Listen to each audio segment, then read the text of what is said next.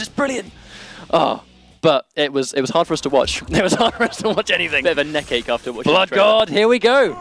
Fantastic. I'm so happy to see him go Blood God. I've never seen this match before, though. I mean, like, especially if Kotal's in the corner. If he's in the corner against Grandmaster, although it's going to be difficult for him to get out of there, if he's got damage mitigation, the damage isn't going to be that substantial. Nor is the fact if he heals himself. Whose downfall is going to win? I was about to say he jumped back. I wonder whose downfall will get the first hit. I would assume that Kotal would win, given that's a 6-frame downfall. However, Taco just wants to get out of it, but first hit goes to Madzin, already an Obsidian Totem on the stream.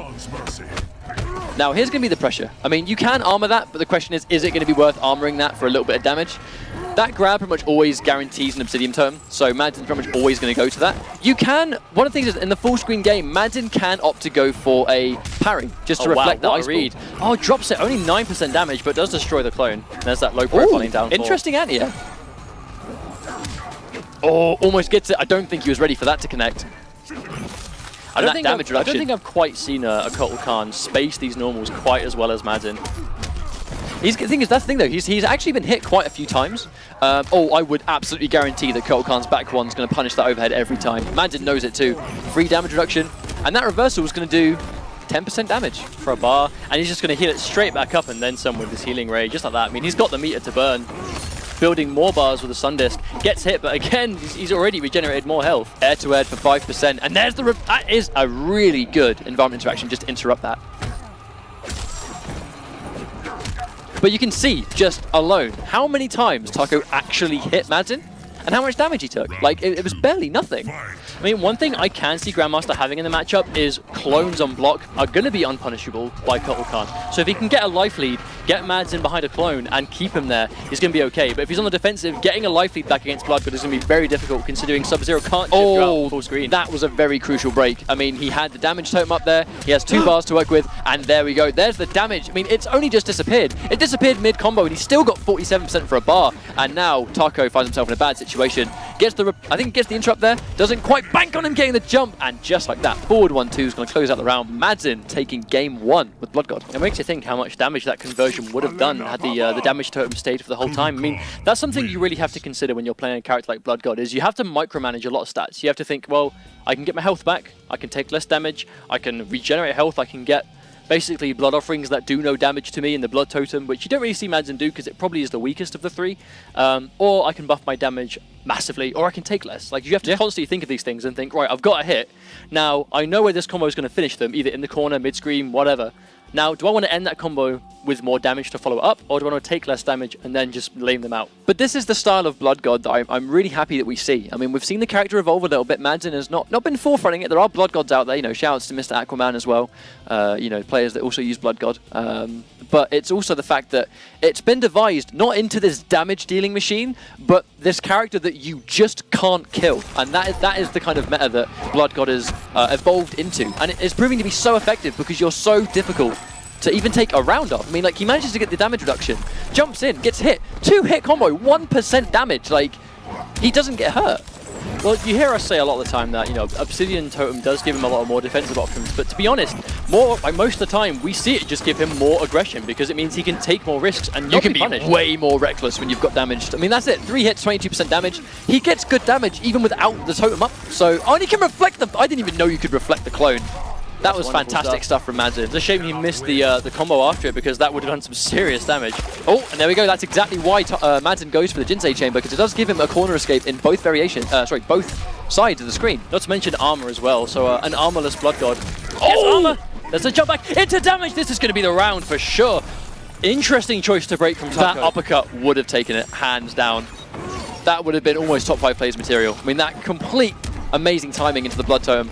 But there we go, round 1, Madzin. But these totems just put in so much work for Kotal. Absolutely unreal. But all these projectiles that Sub-Zero is chucking at him just doesn't... They're so slow, they're so easy to see coming, and Sub-Zero doesn't really have much of a follow-up. 13% damage for 10 hits. I mean, that's not good odds for you. That's not good odds, especially when you're fighting Blood God. But he has got him without the totem, so this one's going to hurt into guaranteed clone. Here we go. This is going to be what Taco thrives on, that corner clone. But the thing is, he has to be careful with this pressure now, because he just knows that Madzin has amazing pokes. Kotal has a 9-frame back 1. I mean, you've got to be careful.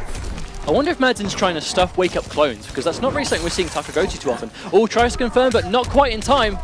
Oh, tries to put him in the corner, but ever so slightly catches him a bit too low. Oh, and he gets tagged again. Must have thought Madzin was going to stagger that.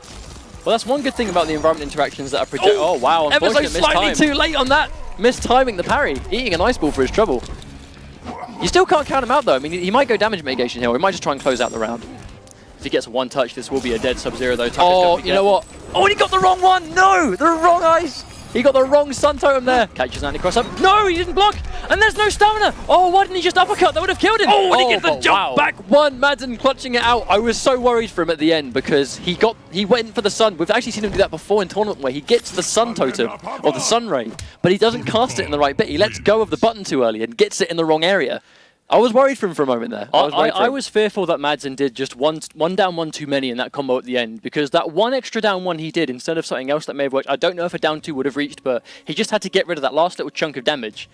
But one additional down one let Taco regenerate his stamina in time, so he broke. But let's not forget the fact that in that ending piece there, I really didn't think that Taco was going to give Madzin that much room to work with. So not only give himself a damage reduction totem, but a Sun Ray. So I really think that right at the end, I think Taco gave him just a bit too much respect, because all Madzin needed or wanted in that situation was damage reduction and a Sun Ray. Space to regenerate. And Taco gave him that on a silver plate and let him start it. He can't really... what we've seen time and time again is the way you defeat Blood God is you don't let him get started. Almost like Summon a Quan. This character has a game plan, but it's entirely built around either the neutral situation or when they hit you. I mean, as you can see, there's now this neutral state. Madzin sees the neutral ground and casts the damage reduction. You just need to be on him all the time. Oh, Madzin, let's go block. I don't think he thought Taco was going to follow up on that, but the Meteor Burn Ice Ball is completely safe, so Taco didn't really put himself in too much risk there. Oh no! That could have been a mistake. Must have been a mistake. That must have been a run-in back 3-3 attempt, perhaps, but this damage. Taco is... no! He's kind of tilting right now.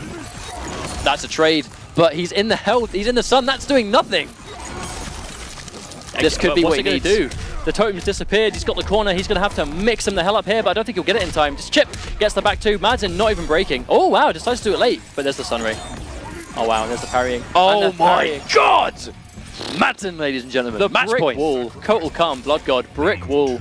He's just ready for every projectile. He didn't even run, he take a trade, and every single one of those parries buffed his damage for a few seconds.